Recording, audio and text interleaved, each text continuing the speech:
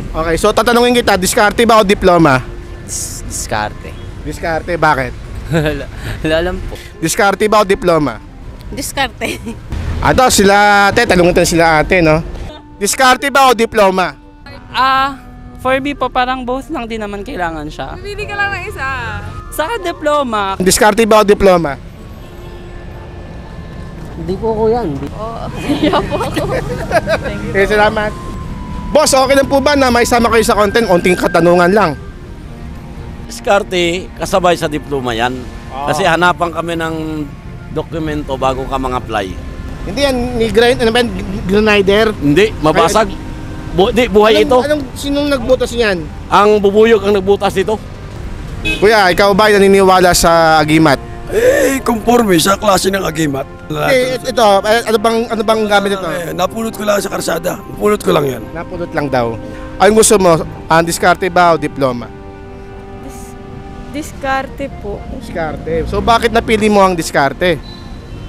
Kasi po, kahit walang diploma, kaya mong makadiskarte ng trabaho eh. Kasi kung may diploma man, walang diskarte, parang wala din. Wala rin po.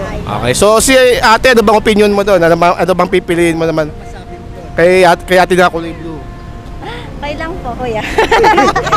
Ang daming magagaling na Pilipino na hindi nabibigyan ng opportunity kasi hindi sila nakagraduate kasi wala silang diploma.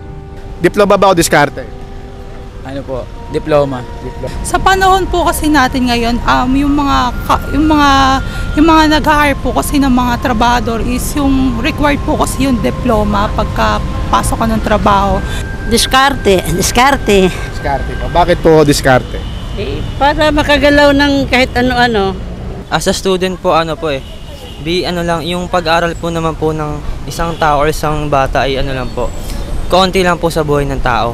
So pag yung karanasan po natin sa pagkuha po ng diploma, pwede po rin natin po i-apply yung knowledge na po yun sa pagkuha po ng or sa pagiging successful po.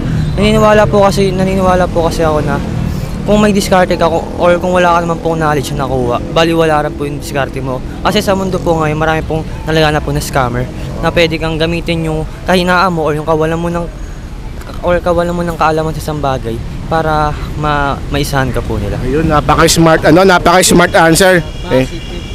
Positive. Ikaw, ate, ano papipiliin mo? Gwapong mayaman o pangit na mabait?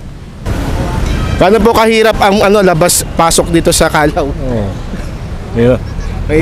Hirap po. Hirap. Paano naman?